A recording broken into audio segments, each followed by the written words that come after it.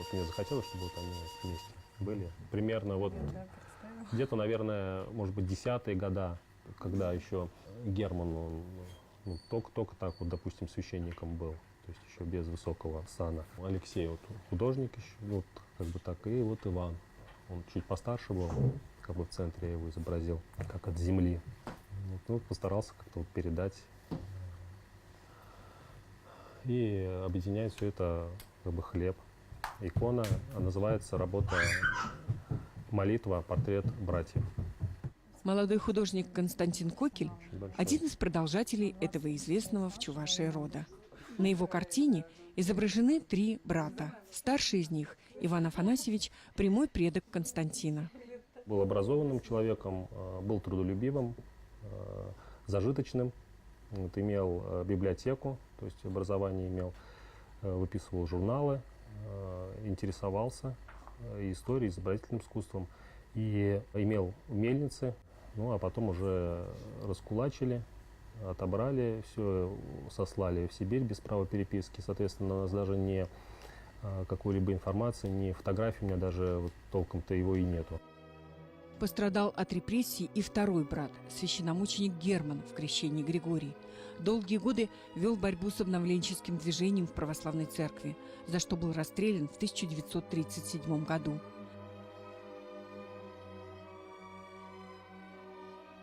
Только Алексею улыбнулась судьба, и он избежал печальной участи братьев. Ему суждено было прославить свой род и свою родину.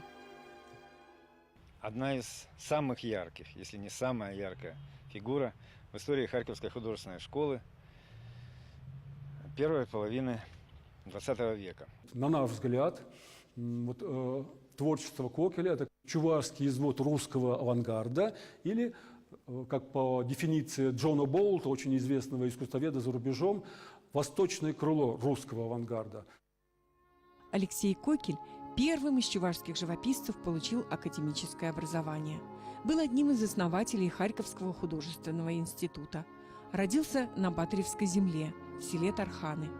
В бедной семье было 4 детей, 3 брата и сестра. Художественные способности Алексея проявились рано. Рисовал на том, что было под рукой. Когда подрос, начал писать иконы. Их заказывали крестьяне. В судьбе будущего художника важную роль сыграла семья управляющего местным лесничеством. Благодетели увезли его в Петербург. С детства больной туберкулезом костей Алексей нуждался в срочной операции, которую ему сделали в северной столице. Ну, судьба такая художника была. Вот. Ну, было же такое много всего. Вот, как и Ломоносов тоже. Тоже же из какой-то северной деревни вдруг попадает, становится во главе академии, Российской академии. Ну, казалось бы, сказка как бы на вроде Ломоносовской, да, ну, факт есть факт. О первых днях в Петербурге Алексей Кокель писал: «Приехав в Петербург, я особенно остро почувствовал контраст в положении людей. И я часто, лежа в темноте, после осмотра мировых шедевров в Эрмитаже, мечтал, а мечты в молодости легко уносили меня далеко, в счастливое время. Я мечтал написать значительные картины и на вырученные деньги за них выстроить в нашем селе многоэтажный каменный дом для всех моих земляков, а из села сделать яблоневый сад с малинником».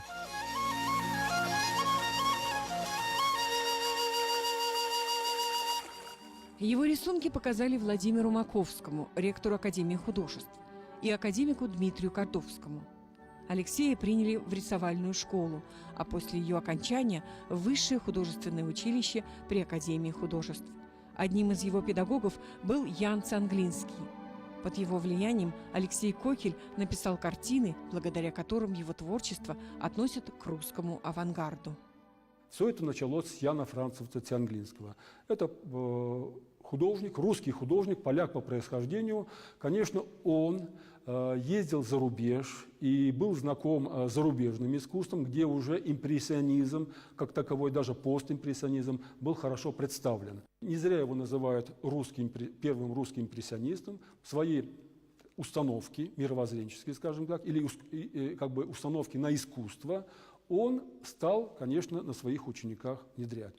Кокель воспринял и дальше стал развиваться. Но я должен добавить, что это развитие недолгим было у него, потому что он даже участвует в авангардных выставках Союза молодежи. Первая выставка была в Санкт-Петербурге, он участвует в ней. Вторая была в Риге, но на последующих выставках он не участвует.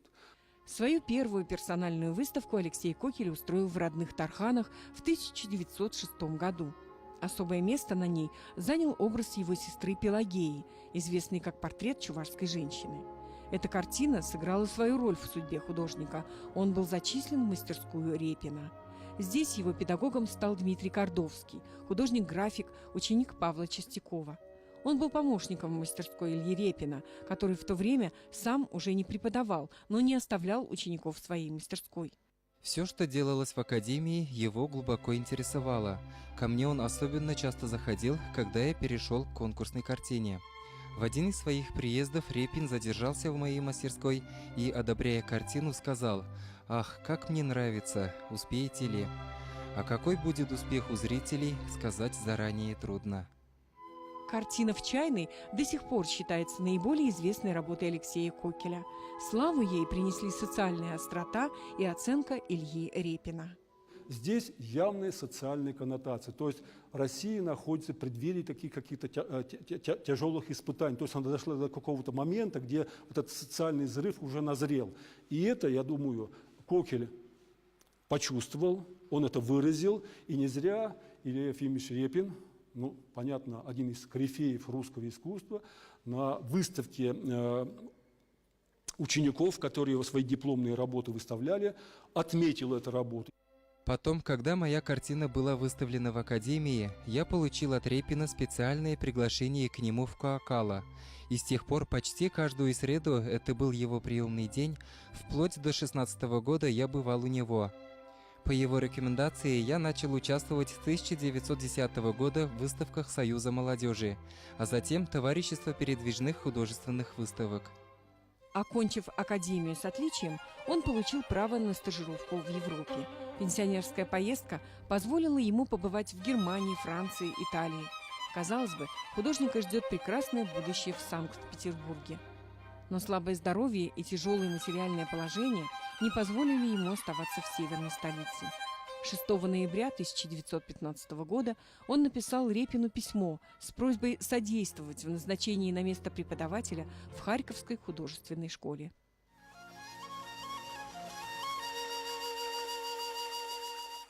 Алексей Афанасьевич, который учился у Репина, учился у Кордовского, у Чистякова, он был среди тех основателей нашего училища, который сумел сохранить серьезную академическую основу, и это помогло в дальнейшем придерживаться этих принципов и сохранить этот принцип и в дальнейшем в работе нашего института и до сих пор.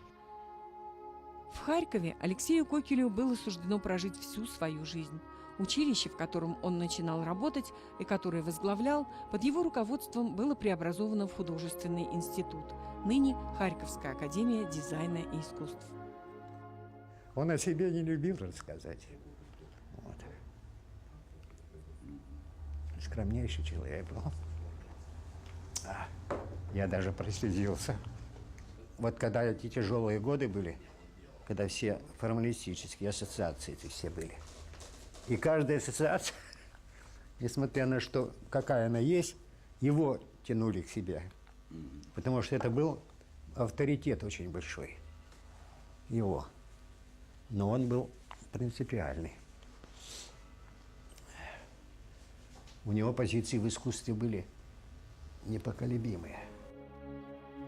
В 20-30-х годах произведения Кокеля экспонируются в городах Украины и Советского Союза.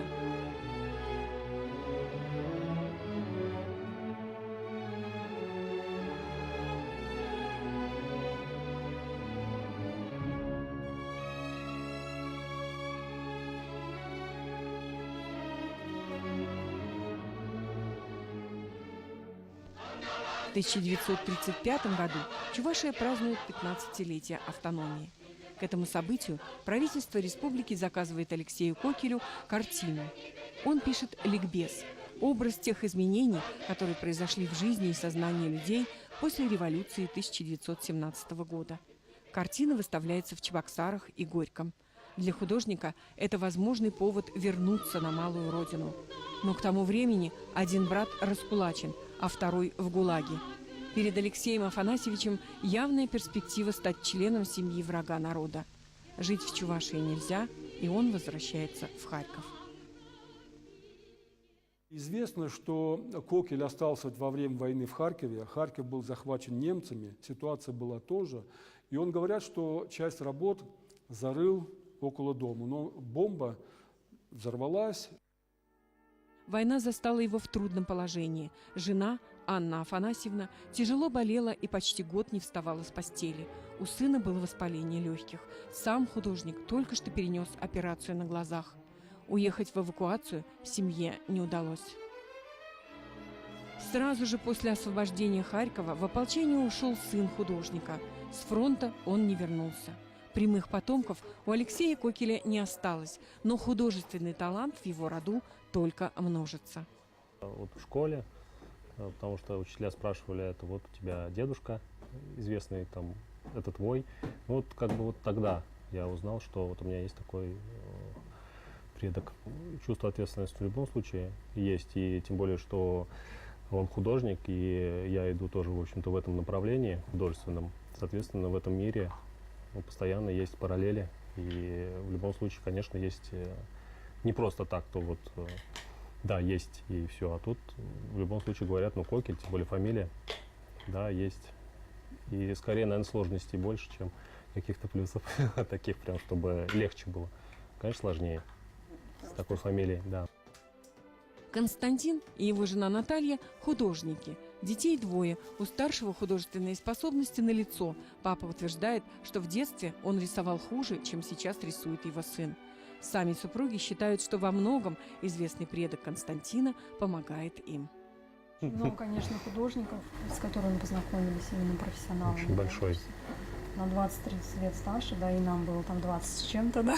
То есть, конечно, это толчок большой для роста. Это тоже, наверное, благодарность все-таки предку-художнику. В Чувашии чтут память Алексея Кокеля. В Тарханах открыты музей и детская художественная школа его имени. Ежегодно проводятся международные кокелевские пленеры и чтения. В Чувашском государственном художественном музее есть зал, в котором представлено творческое наследие художника.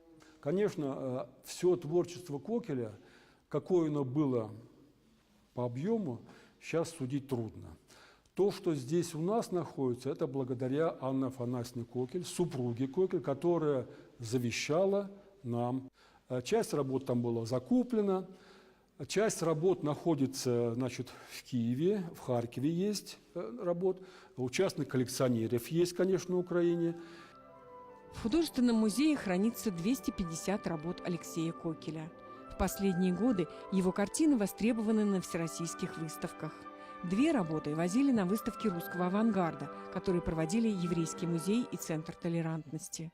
И буквально выставка начиналась, такая вот стенка была, где представлены были такие вот представители русского авангарда, как Ларионов, Малевич и так далее, Гончарова. И вместе рядом с ними висел наш Кокель. 6 работ Алексея Кокеля запросил Музей русского импрессионизма. Но все они нуждаются в реставрации, и поэтому на выставку «Импрессионизм в авангарде» отправилась одна работа. А работа «Мальчик» оказалась, значит, более-менее так пригодна для экспонирования, и музей русского импрессионизма с удовольствием эту работу принял. Я лично участвовал на передаче этой работы, они были очень обрадованы, наконец-то, говорят, она приехала, вот она какая. Имя художника, родившегося и выросшего в Чувашии, занимает значительное место в ряду русского авангарда. В 21 веке его творчество вновь открывается миру. Алексей Афанасьевич Кокель востребован. Это говорит о том, что его искусство не только значимо для нашей республики, но оно оказалось востребовано и для российского искусства. То есть оно уже, по сути дела, российское искусство – это показатель уже европейского значения. То есть об имени Кокеля знают не только у нас в России, знают и за рубежом.